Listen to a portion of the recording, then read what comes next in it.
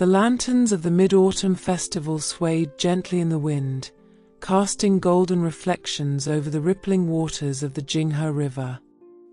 Laughter and music filled the streets, but within the dense thickets of Phoenix Pavilion, shadows whispered of treachery. A lone figure in embroidered black staggered through the forest, blood darkening the silk of his robe. The young prince, Li Xuan, heir to the celestial throne, clenched his jaw against the pain. Betrayal. The word burned in his mind. Someone had sent assassins after him, someone from his own court. Just as the world threatened to dissolve into darkness, a soft scent of osmanthus and pine drifted toward him. From the moonlit mist, a woman emerged, clad in white, her face half veiled. She moved with the quiet grace of falling petals, kneeling beside him. "You must not die here," she murmured. Before he could protest, cool fingers pressed against his wound, and a strange warmth spread through his body. He lost himself in her touch, in the voice that carried both sorrow and familiarity, like a melody he had once known. Then, as swiftly as she had come, she vanished into the night. Only a jade pendant lay in his palm, a single crane carved into its surface, wings poised for flight. Li Xuan awoke in his palace, the pendant still clutched in his fist. The royal physicians whispered anxiously about his wound, but their voices were drowned out by a deeper torment, the curse. For 23 years, he had suffered the wrath of an unseen force. Every full moon, agony ripped through him as if he were being torn apart from within. The imperial healers could do nothing. Spells, prayers, and sacred herbs had all failed. And yet, on this night, the pain did not come.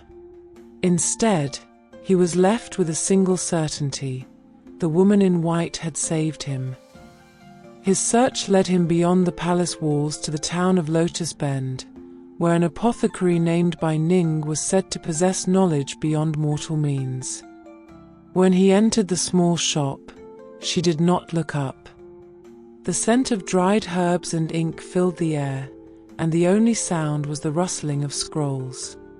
"I was expecting you, Your Highness," she said softly.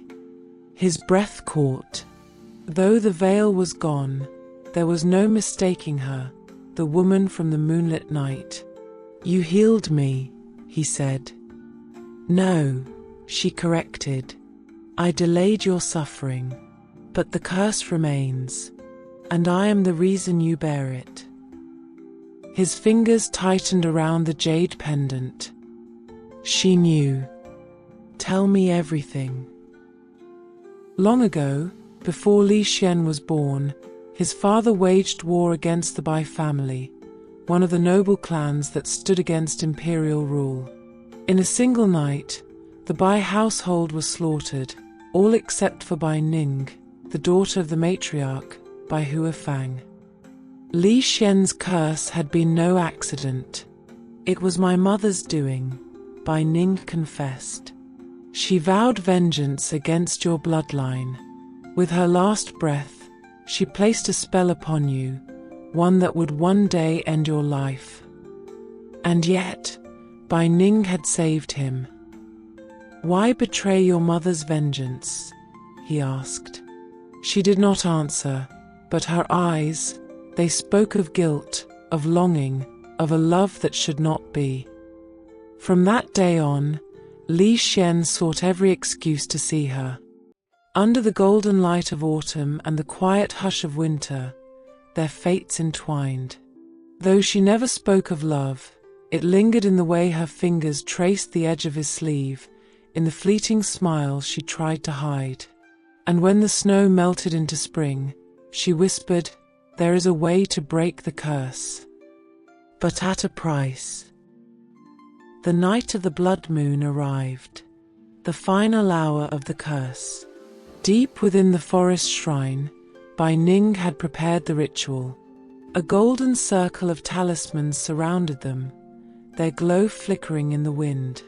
"Your Highness, once this ritual begins, you must not stop it. What will happen to you?" She did not answer.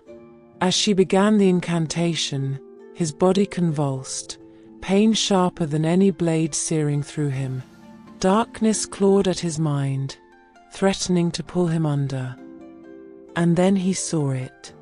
The truth. Bai Ning had always known the price of breaking the spell. Her life.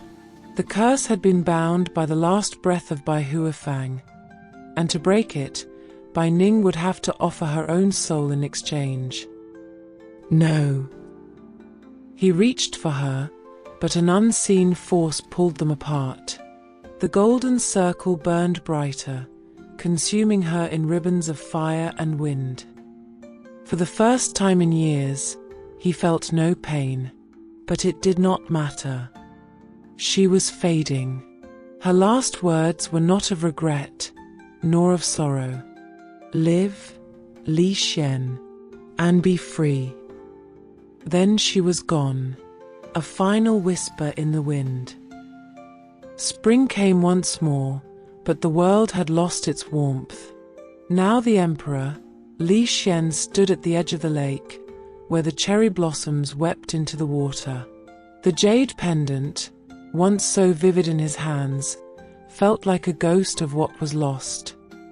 He had given everything for power, except his heart.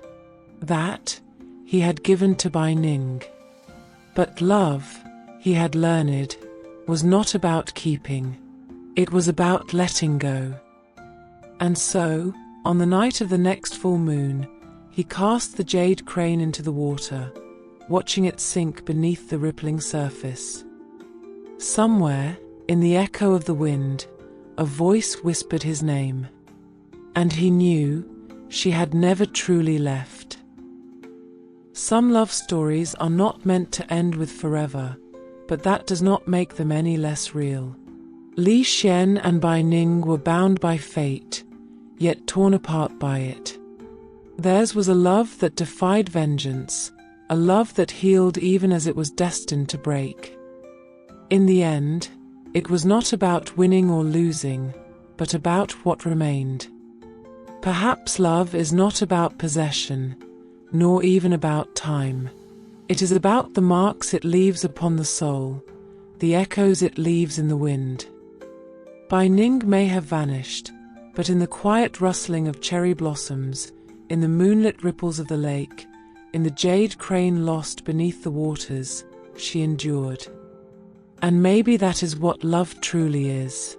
Not something that can be held, but something that never fades. Even when the one you love is gone.